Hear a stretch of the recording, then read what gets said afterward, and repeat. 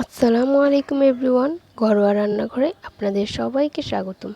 আজকে আমি আরেকটি নতুন রেসিপি নিয়ে চলে এসেছি। আজকে আমি রান্না করব পাবদা মাছ। আর পাবদা মাছ রান্না করতে যেসব উপকরণ লাগছে, আমি মাছটিকে ভালো করে ধুয়ে নিয়েছি। এখন দিয়ে দিয়েছি লবণ, হলুদ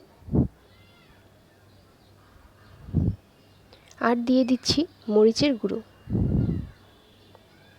এখন আমি ভালোভাবে হলুদ মরিচ মাছের সাথে মেখে নিচ্ছি।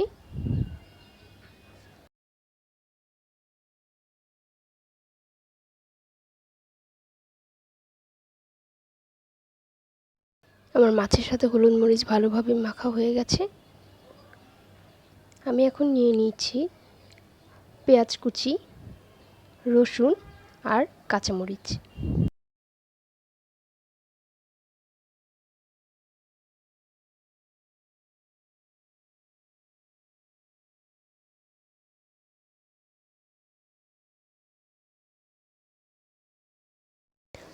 আমার ভিডিওটা যদি আপনাদের ভালো লেগে থাকে তাহলে অবশ্যই like, comment, share and subscribe করবেন।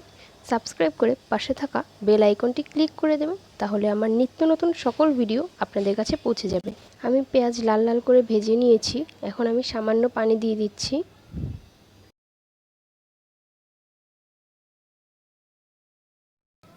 এখন আমি দিয়ে দিচ্ছি আদা বাটা, রসুন বাটা। আমি আদা রসুনটা একসাথে পেস্ট করে নিয়েছি।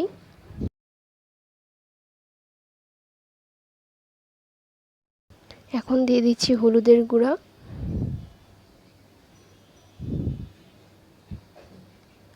এখন দিয়ে দিচ্ছি মরিচের গুঁড়া।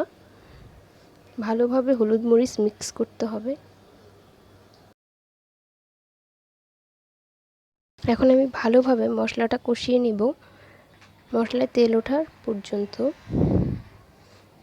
এই পর্যায়ে দিয়ে দিচ্ছি ধনিয়া গুঁড়ো আর সামান্য একটু পানি।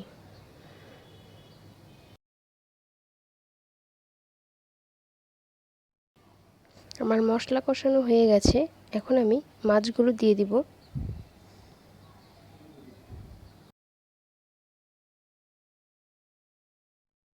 আমার ভিডিওটা আপনাদের ভালো লাগলে অবশ্যই লাইক করবেন, কমেন্ট করতে ভুলবেন না। আপনারা বাসায় অবশ্যই এটা রান্না করে ট্রাই করে আমাকে কমেন্ট করে জানাবেন আপনাদের রেসিপিটা কেমন হয়েছে।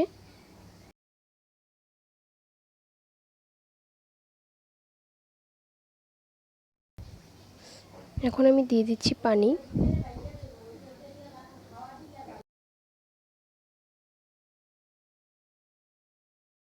এখন একটি ঢাকনা দিয়ে মাছগুলোকে ঢেকে দিচ্ছি।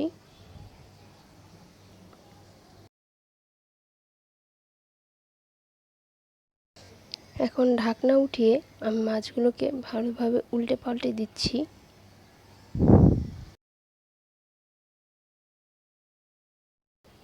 আমার নিত্য নতুন ভিডিও পাওয়ার জন্য আপনারা অবশ্যই চ্যানেলটিকে সাবস্ক্রাইব করে রাখবেন।